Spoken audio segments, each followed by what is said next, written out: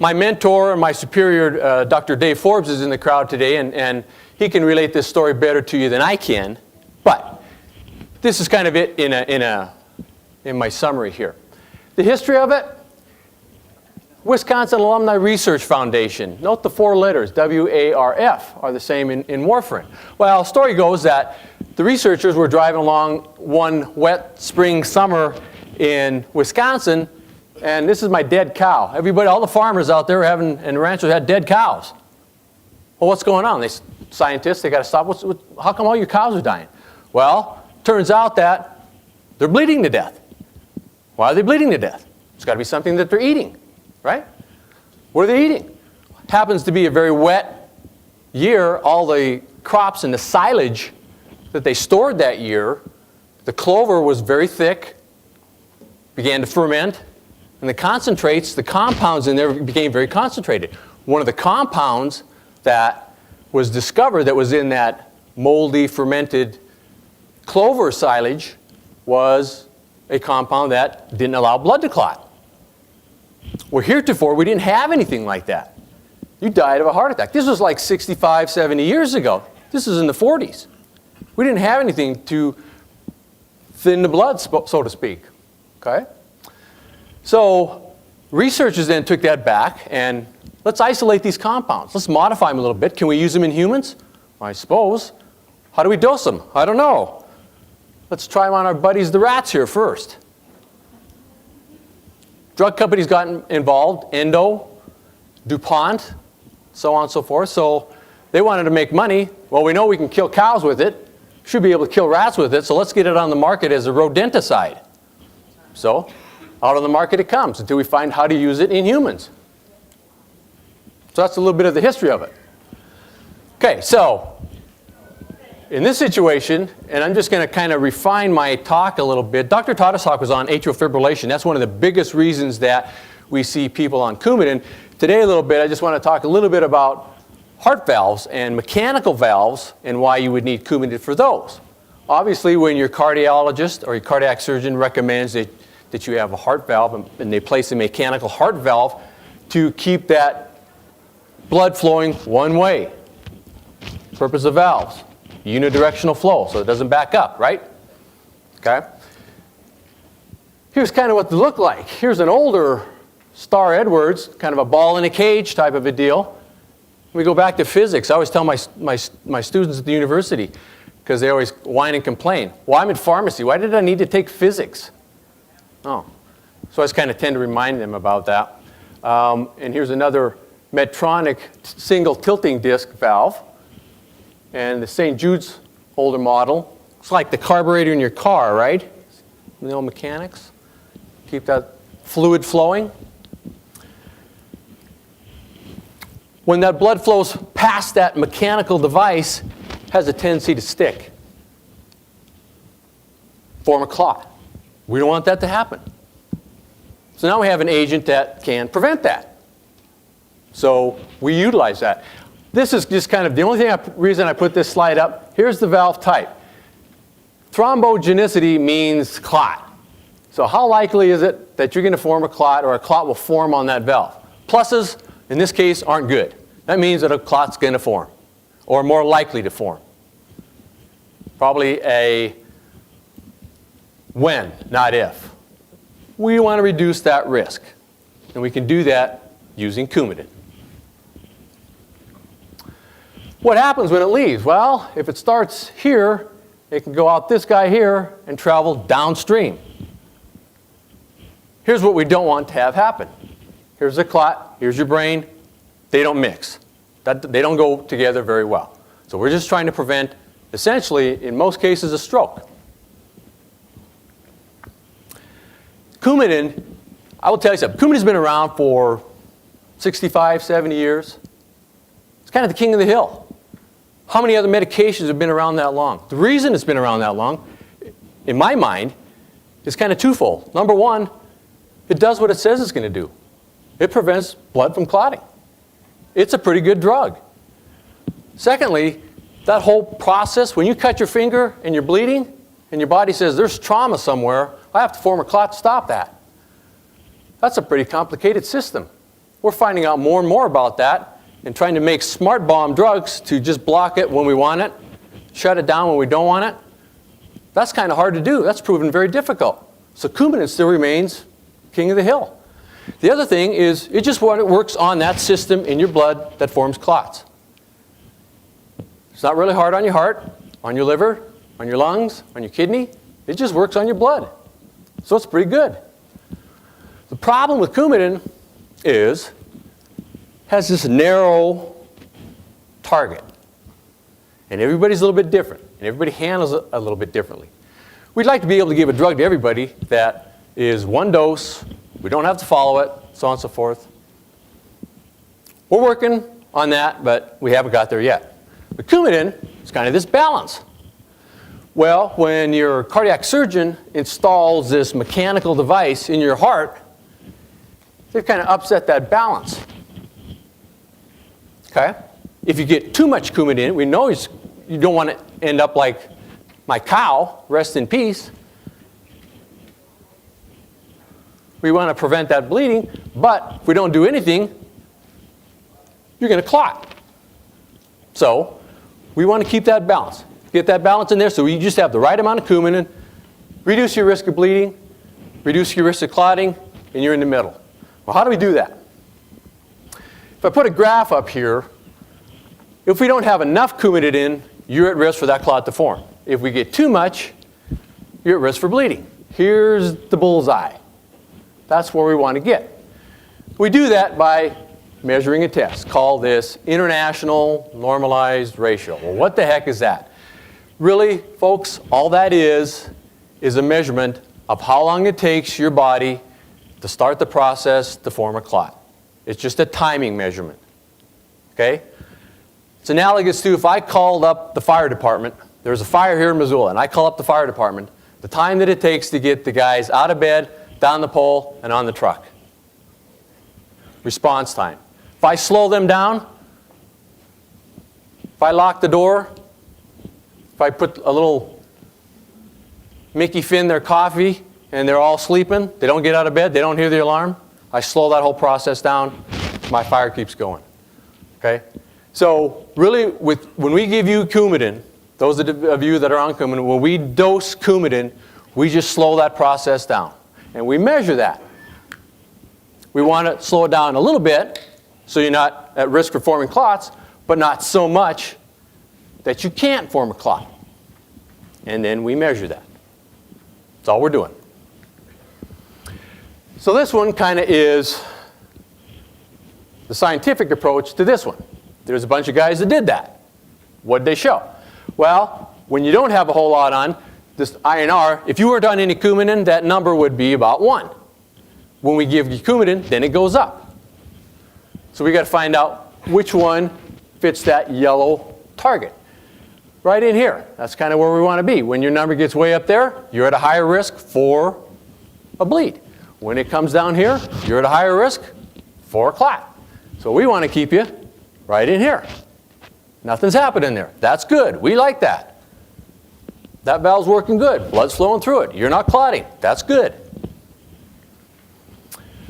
What happens on either side? This is kind of a cartoon. It says, well, okay, thank God we all made it out in time. Of course, now we're equally screwed.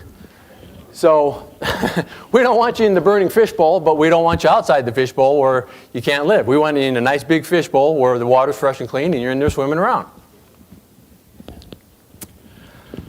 What we use now, technology's advanced a little bit. These are portable devices, what we call point-of-care devices, that we just poke your finger, get a little drop of blood, put it on this strip that's coated with a substance that will make your blood clot. And then we just measure that INR. And you'll say, well, how come I got to come to you, Colucci, to get it measured? Well, the people that make it, these devices, Roche Diagnostics, they work with physicians, the medical industry, the pharmaceutical industry, and so on and so forth. Think about it. As simple as it is, it's still pretty complicated. So everybody wants to make sure that everybody's doing the right thing. Now, in a conversation with your cardiologist or with your physician, your cardiac surgeon, it may come to the point where they say, you know what, you're pretty smart about it. You take care of yourself pretty good. Or you live way far away. Or you and your wife have retired and you're going to jump in a big motorhome and travel the country, and you're not going to be able to come in and have us manage your warfarin, your Coumadin. Maybe you need one of these devices. Right now, some insurance companies, depending on your set of circumstances, and Medicare will, if situations and the criteria determine it, and your cardiologist or your cardiac surgeon think that you're a good candidate, they will pay for that and for the testing. Okay? Not everybody. So you have to talk to your insurance company. So some people are candidates for these devices at home, point-of-care testing devices. All right, I thought I'd throw out a couple questions here because I get asked these all the time. And I tend to try to re-educate and educate again and again and again. What time of day should I take my Coumadin? Anytime. As long as you can take it, when you remember to take it, that's when you want to take it. If it's in the morning, take it in the morning. If it's at night, take it at night.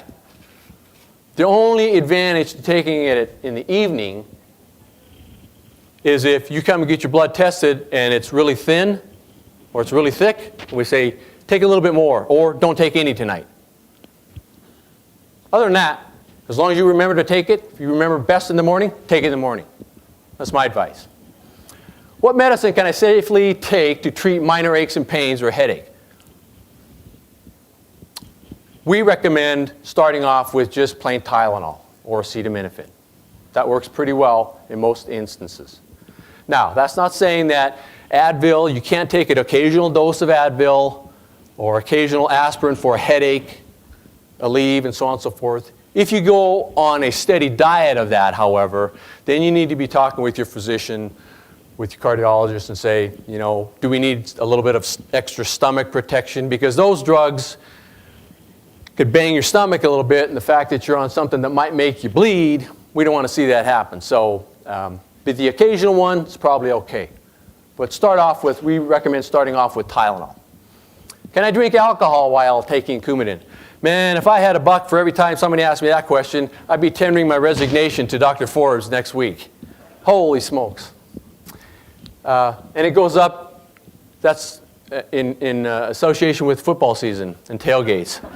And they say, well, is that going to interact? Yeah. Well, then I just won't take my Coumadin for the game. No, that's not right either. Sorry, you can't do that. What we've learned with alcohol is that if you want a drink, a social drink, a beverage, glass of wine with your meal, mixed drink, that's fine. Okay? You don't go to the extreme. If I said that to my students, one glass, they'll come in with a 64-ounce mug and say, there's my glass. No, 4 ounces. Okay? 4 ounces is fine. A beer, a mixed drink with as a beverage, and usually that shouldn't upset anything at all. Okay? That's as far as I'm going to go, though. How often should you have your INR checked? Well, we're pretty cautious and we're pretty aggressive in terms of getting you where you need to be and making sure that you're stable with it. So initially, when you first get it, I can tell you that the majority of you with a mechanical heart valve will require much less Coumadin initially than a couple of months down the road after you're fully recovered and so on and so forth. Okay, so we want to check you pretty close. Every couple of days, every 3 days, and we'll just gradually string that out. If your number is kind of bouncing up and down and around, every week to 10 days is I know it's a pain, but we like to check it that often. Once you're nice and stable, every 2 to 3 weeks. If you're really, really good and stable, we have a couple of patients, every once in a while we'll stretch out to a month. But with that valve, we're pretty aggressive with that. We don't want to see you mess up and have a bleed or have a stroke. So we're pretty aggressive in terms of asking you to have that checked when you're nice and stable every couple of 2-3 weeks. Now I'm going to back up here, or go ahead and then come back. What can I eat? What do I have to avoid?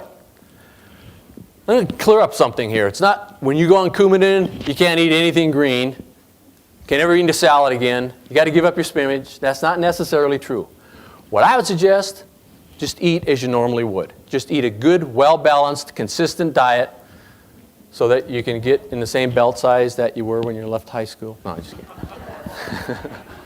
kidding. But you don't necessarily have to give up anything. There are a couple things that I would point out. Any kale or Swiss chard fans in the audience? Okay, those are things that are high in vitamin K. Vitamin K is the nemesis of Coumadin. The way Coumadin works is vitamin K is part of that process that allows your blood to clot. For those firemen, you got to get out of bed, they like vitamin K. So if we restrict vitamin K in those guys, we slow the whole thing down. And that's how Coumadin works. So the converse of that, the reverse of that, is if we overload you with vitamin K, we can reverse the effects of Coumadin. And sometimes that's what we do, intentionally. Okay? We don't want you doing it unintentionally by ingesting a bunch of foods that are very high in vitamin K. I would just caution you to be really, really careful on kale and Swiss chard. I got a couple of patients that come into my clinic, and one lady loves kale. And I keep telling her, I said, you can't eat that much kale because every time you do that, that number of 3.2 that's perfect for you, boom, goes right back down to 1 point. Did you eat your kale? Yes. All right, that's bad. So I'm not telling you to avoid any of these, but just eat them in moderation or consistently. Same with these. The only one I would tell you not to ingest is green tea. It's the new flash in the pan. There's no evidence out there that you're going to live longer, jump higher, get into your belt size by drinking green tea. You want to drink another type of tea? Brown tea's fine. Black tea's fine. Green tea is loaded with vitamin K, and you will increase your risk for a clot because your INR is going to drop. The problem is that a lot of people steep it, and so you can't get a consistent amount.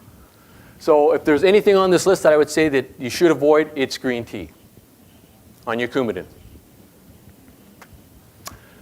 So what should you do if your doctor, other than the one that prescribed your Coumadin, prescribes a new medication or discontinues one of my medications? Make sure that your physician that prescribed the Coumadin knows that. Talk to your pharmacist.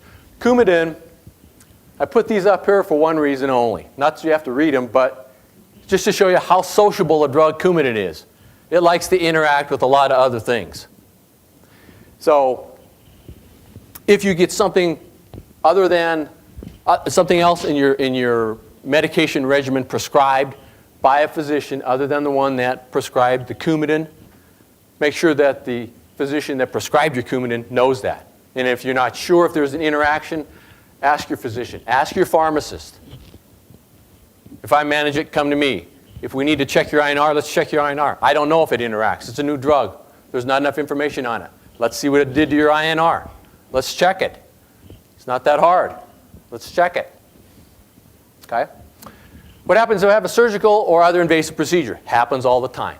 We just kind of sit together and I kind of liaise with the cardiologist or with the other physician and say, can we interrupt? Is it going to be an invasive procedure, significant to where the bleeding risk is going to be increased and we need to interrupt your oral Coumadin? And do we need to give you a different agent that has a shorter action time, so to provide a smaller window for that surgeon to do their work and then restart your Coumadin? If that's the case, then we'll do that. The key is communication. If you're going to go away from your normal physician or to a different surgeon across town, another city, another state, so on and so forth, make sure everybody knows that. If I'm managing it, just let me know.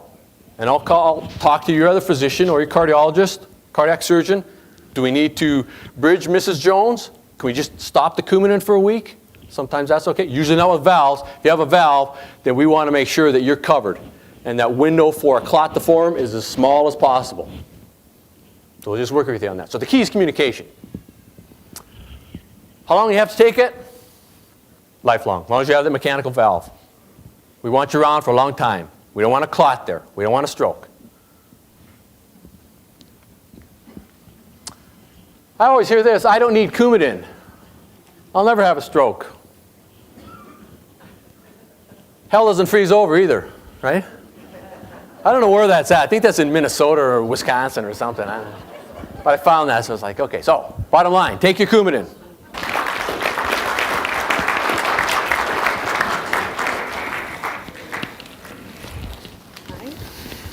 I'm one of the clinical research nurses, like Dr. Wilson said, at the Heart Institute of Montana Foundation.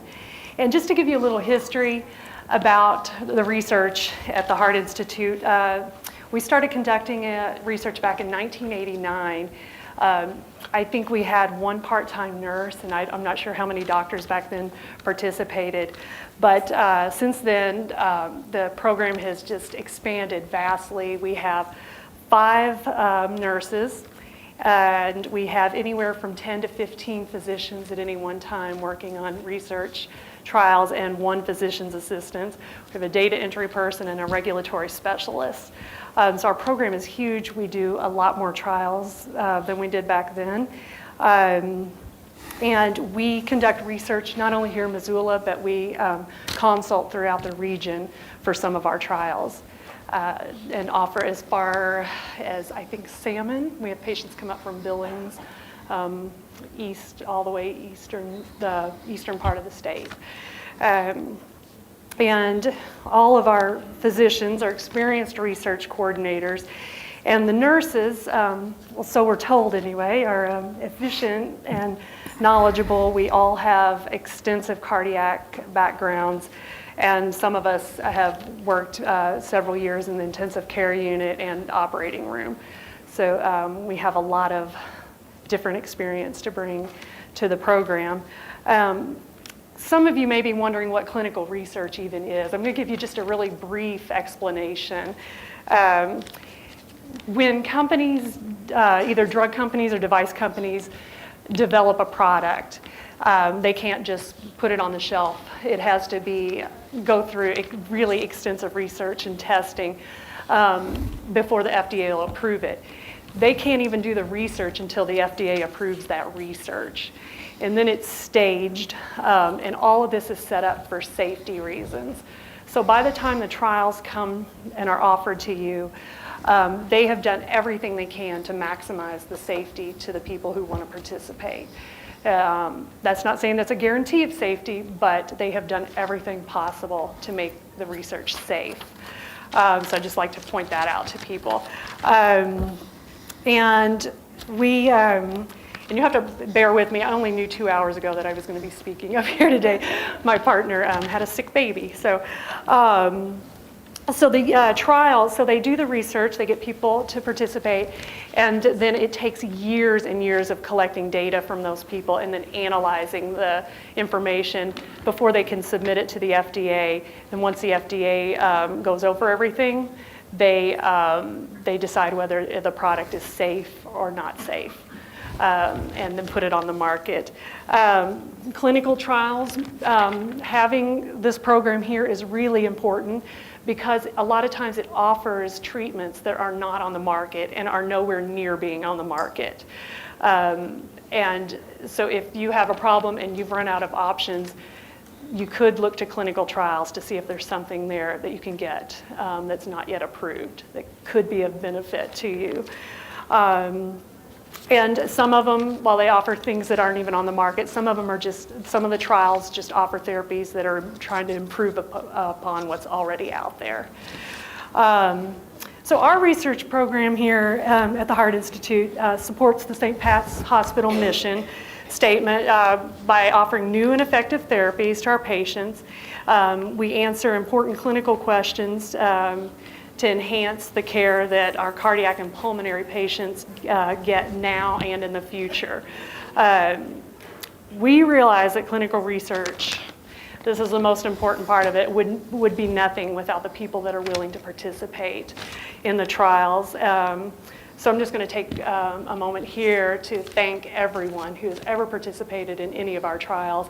I see at least one person or one family member here. I know there are more that I'm not seeing yet, but thank you for the contribution.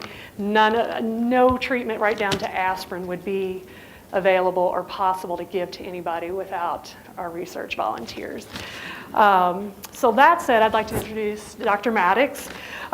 He is a lifelong Missoulian and came back here to practice cardiology. He's been involved with the research from day one when he came here and is a huge supporter of our program. And he's going to go over some of our trials.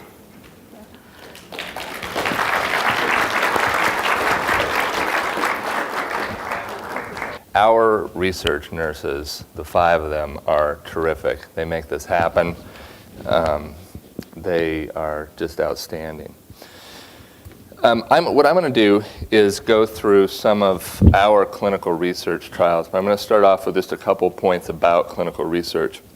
And I think the first thing that I need to say, and we all understand this, research is voluntary. And it's a personal or an individual decision whether you want to participate in research. We screen and talk to everybody who is a potential candidate for research, and that's just how we operate at the hospital. And the decision to participate is up to the patient. So why do people participate in research? Well, some people they feel like they need to make a contribution to science. And of course, the information that we gain from clinical trials has the potential to help improving the lives of millions. Some people actually participate in research to have access to new and unapproved medicines, as Brooke was mentioning earlier. The FDA requires clinical research before it can approve new treatment as safe and effective in humans. And there's phases of clinical trials, and I'm not going to go through those in detail, but there's animal testing early on for safety of medications and devices, but needs to be tested in humans before it can be approved for public use. Without clinical research, new medicines and devices would not change or improve. Your contribution is certainly appreciated, but again is voluntary. We have a very active research department at the International Heart Institute. It's very important to us to remain on the cutting edge of our field and also contributing to science. So I'll go through a few of our clinical trials and describe them somewhat in detail for you. Spirit 3 they all have these interesting names or acronyms. That's the first thing you need to notice. Spirit 3 is a clinical trial where it's looking at a new drug-eluting stent versus an already approved drug-eluting stent. These drug-eluting stents are the ones that are coated.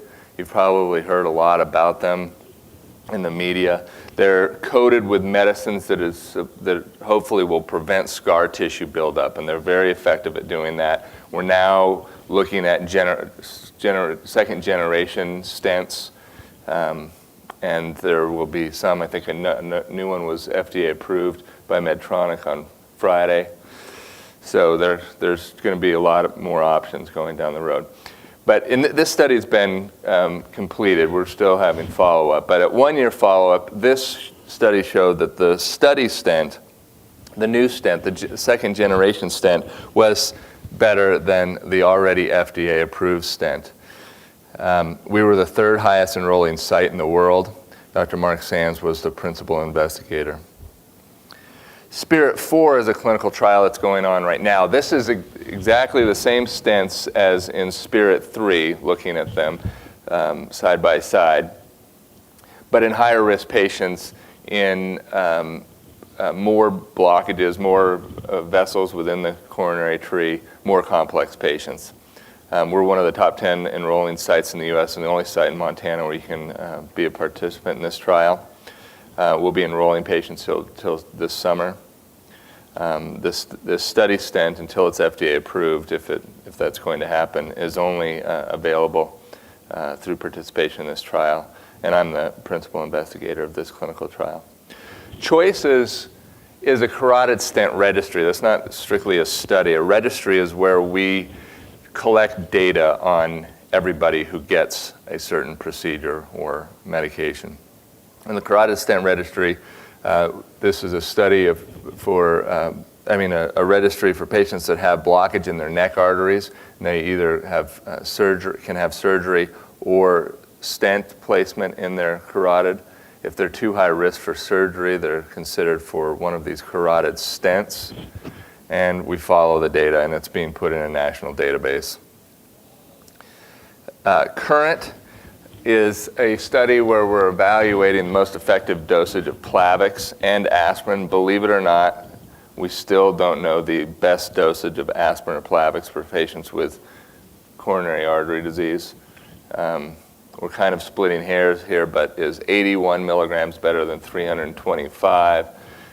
There's a lot of small observational studies that would say that lower dose aspirin is better than higher dose aspirin or vice versa, so we don't know.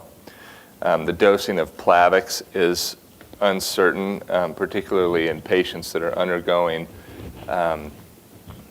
coronary intervention or getting stent placement. It's good, but is there a better way of dosing it is the question we're trying to answer. We've enrolled 17 patients in this clinical trial. We're currently enrolling and will be for some time, and I'm the principal investigator of this clinical trial. RibX is a randomized trial looking at looking at one antibiotic and comparing it to an old antibiotic. RX3341 sounds pretty scientific, but these are the names that they give antibiotics before they come up with some name that makes you want to buy it. But Ancef is an antibiotic that's frequently given for various surgeries. We're comparing this IV antibiotic, the new one, to Ancef. Dr. Stephen Tata is the principal investigator of this trial. Amgen is a trial that's ongoing. We're determining the effectiveness of darbepoetin in heart failure patients who have weak heart muscle and anemia. We know that anemia is not good in heart failure. This medicine, similar to erythropoietin, which is out on the market, stimulates blood cell formation by the bone marrow, and it's being evaluated in terms of how patients do who have anemia and heart failure. It's randomized to placebo, and Dr. Brad Berry is the primary investigator. Crescendo is a new trial. This is a trial where we're testing a medication called rimonabant in reducing the risk of heart attack or stroke in patients who are obese and have coronary artery disease. And then finally, I want to talk about the Everest 2 clinical trial. This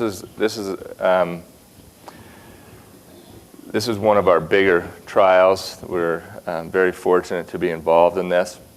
This is a phase 2 study of percutaneous mitral valve repair. What does that mean? That means fixing a leaky mitral valve without open heart surgery and through the vein in the leg. And I'll show you a little video on that in a minute. We're randomizing patients to open heart surgery, repair or replacement of the leaky mitral valve versus this procedure, where we go in with a little clip and try and repair the valve and decrease the leakiness. There used to be a subset or an arm of this trial for high-risk patients that felt to be high risk for surgery, but that is now complete, and we're no longer entering patients into the high-risk registry of this trial. We've been selected, IHI and St. Pat's Hospital has been selected as one of 36 centers in the world to be involved in this clinical trial. It's highly competitive. If I was to just say it, it's probably one of the coolest trials that we could possibly be involved in, and it's terrific. It's a team effort. The primary investigators are myself, Dr. Sands, Stephen Tata, Matt Maxwell. We're all involved in the actual procedure, and it's really neat. We're currently enrolling. So let me just show you real quick sort of a video. In this procedure, the percutaneous repair, we actually go up with a catheter through the vein in the leg to the heart, go across what's called the atrial septum of the heart over to the left side of the heart, and gain access to the mitral valve. So here you'll see, this is an echocardiogram, but that was a leaky valve with that jet, and it didn't, kind of went through here too fast. But we advanced this catheter with a little clip, the complex device with a lot of manual dials and stuff, so we're able to maneuver this arm within the heart itself. We then position the clip here above the mitral valve. We use both echo, ultrasound. Here's the clip, here's the mitral valve, and here's that leaflet. that may be redundant or too long or floppy. We then position the clip and pull it back quickly and try and grab both of the leaflets of the mitral valve. I can show you an animation too that may make it a little more straightforward. Here's the clip going up against the mitral valve, and then we tighten it down onto the valve itself and release it. Here's the mitral valve, and the clip is sitting there, and there's just minimal leakiness. Then the clip is released. When we remove everything, the clip remains on the mitral valve. Probably be easier to follow with an animation here.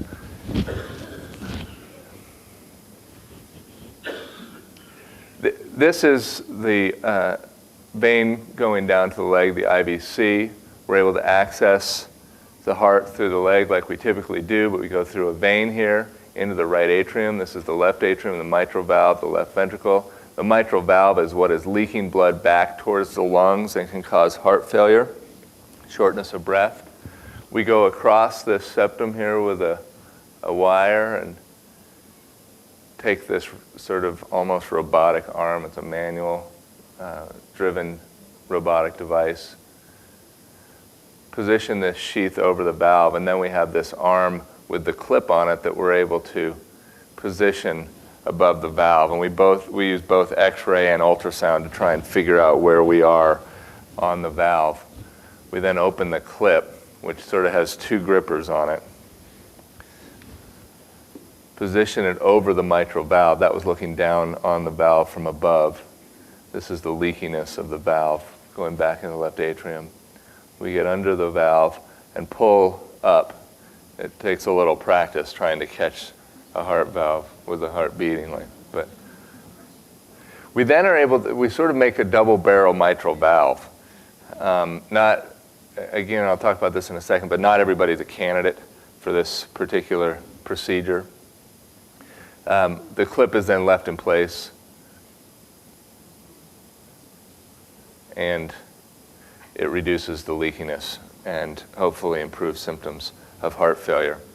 There's certain characteristics of the valve that would make it make the patient a candidate for this procedure. Some valves have too much calcium that's too thick. The reason why the valve is leaky can't be fixed with this particular device. But there are a tremendous number of patients with this clinical problem, a leaky mitral valve and symptoms of shortness of breath and heart failure from that, and may benefit from this. And I think my own personal opinion is that this may be a particularly useful procedure, particularly for patients who are too sick to have open heart surgery and are failing medical therapy for a leaky heart valve. Right now, we're comparing it to surgery, but I think that this procedure in itself has hope down the road to be helpful for patients who are too sick to have surgery. It won't be a replacement for valve surgery, in my opinion, but will be sort of an adjunct.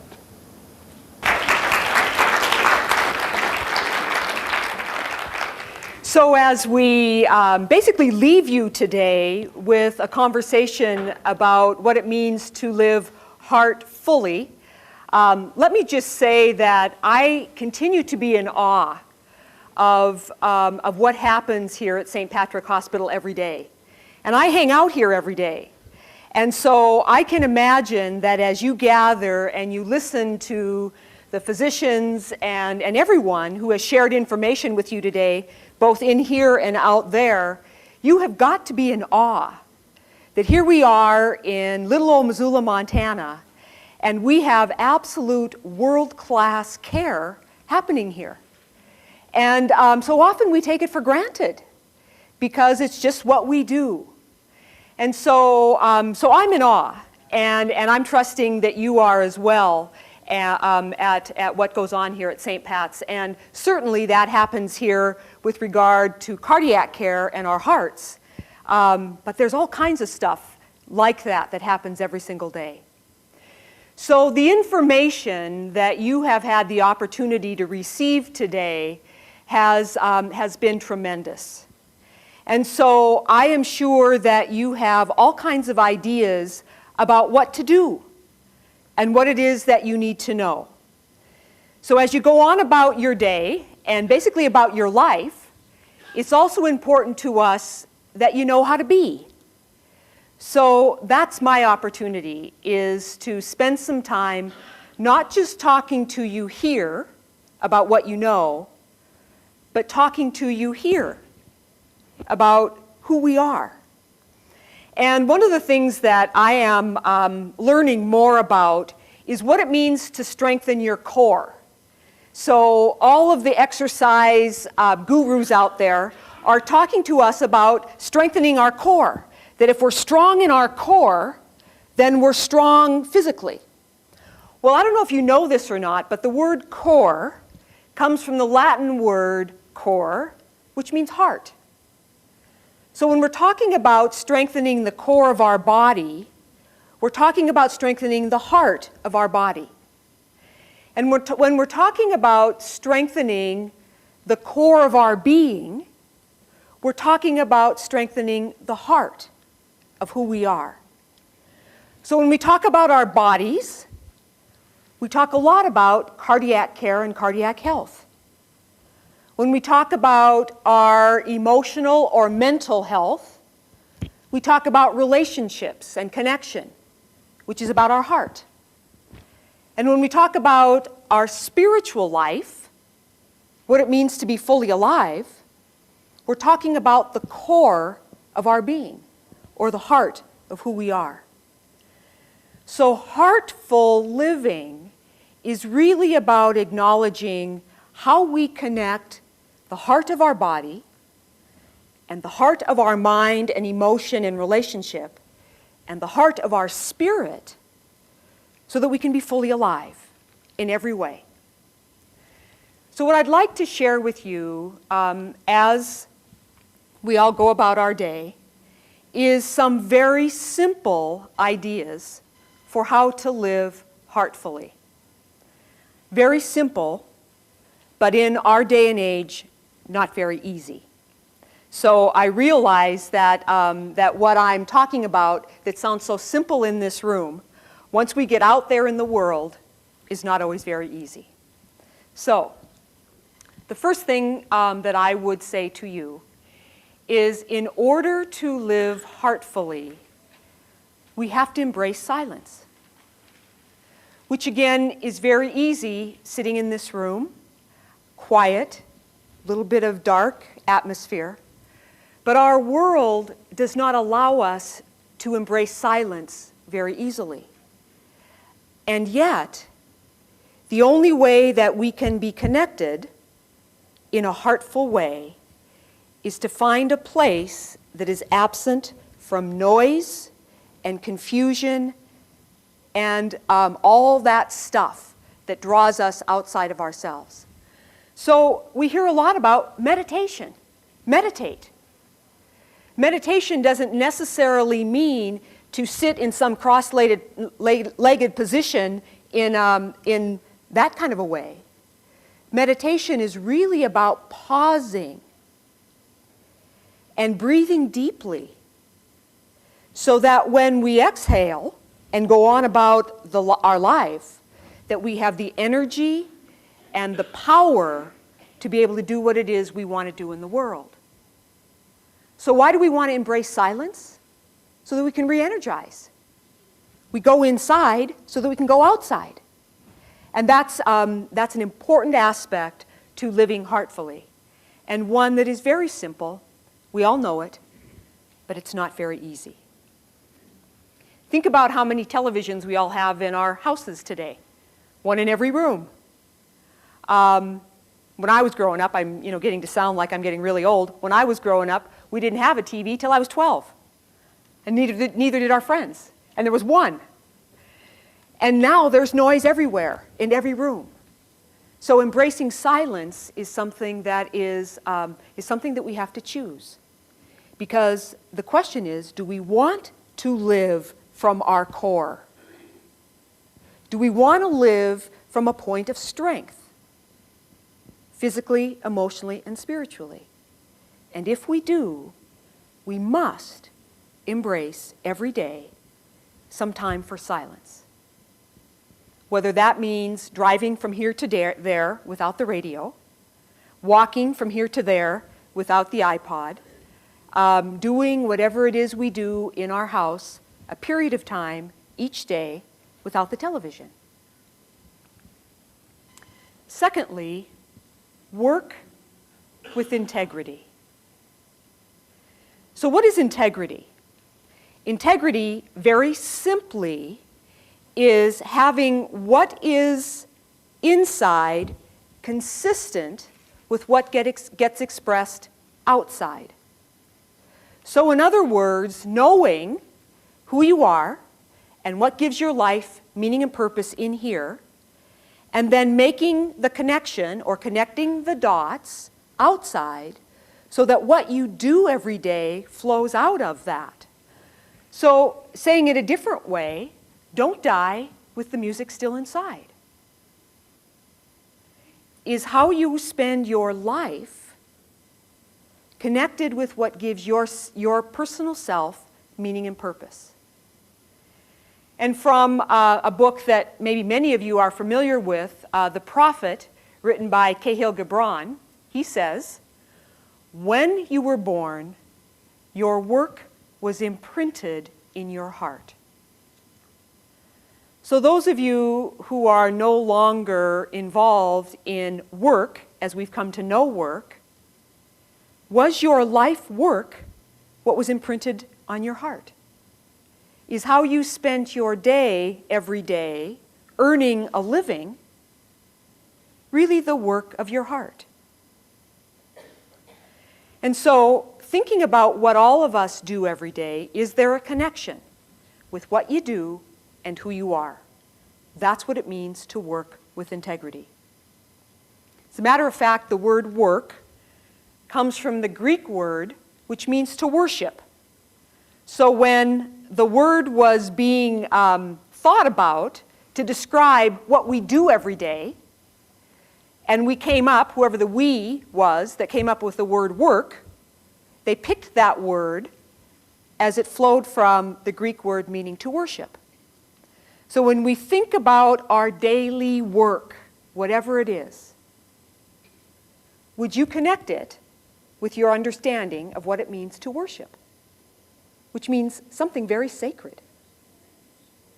So, work with integrity is who you are, consistent with what you do every single day.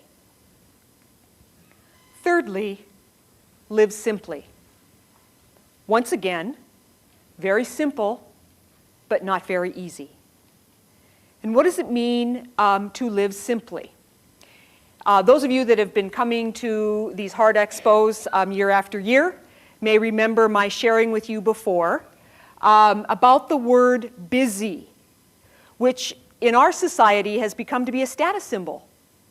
If you're not busy, you feel like something must be wrong with you, because everybody's busy. And people say, "Oh, I don't want to bother you because I know how busy you are." And you say, "Well, how are things going?" "Oh, we're just so busy." So busy is a big word for us. And busy is the opposite of simple or simplicity.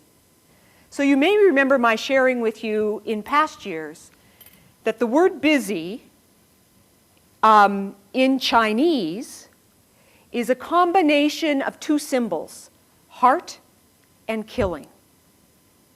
And so as the Chinese talk about busyness, they talk about it from a perspective of heart and killing. So whether we think about that in terms of our physical lives, we know those type A personalities that are so busy, associated with heart disease or heart issues. And when we think about our emotional heart and what busyness does to that, and our spiritual core, our heart, and how that gets in the way, busyness gets in the way of our ability to live simply. So how cluttered or complex do our lives become?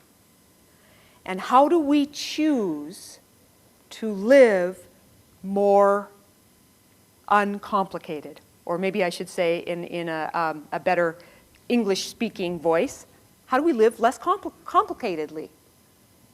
So, live simply. Become compassion. Become it. So what is compassion?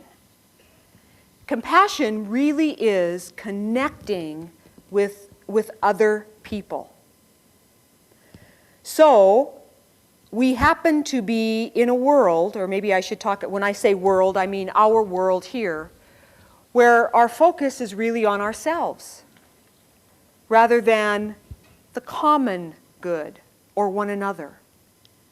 Becoming compassion is understanding it's not all about me. That when I am with, which is the word compassion, C-O-M, comes from a Latin root, which means with passion, with connection, with energy, with heart, basically. It's about making a connection.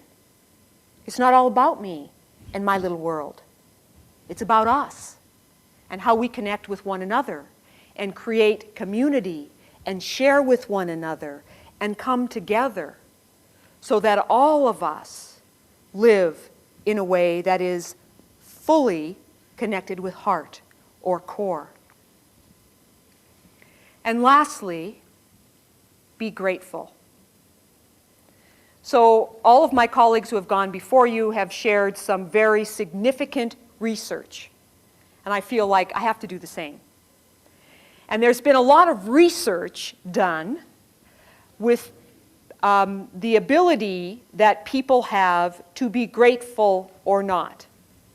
So this is what we found. And when I say we, it's again the collective we, about people who have the ability to feel gratitude or to feel grateful. This is the research. Grateful people experience higher levels of positive emotion. I don't know how much was spent on this research, but I think we all know this already. Grateful people are protected from destructive impulses. Grateful people are able to cope more effectively with everyday stress.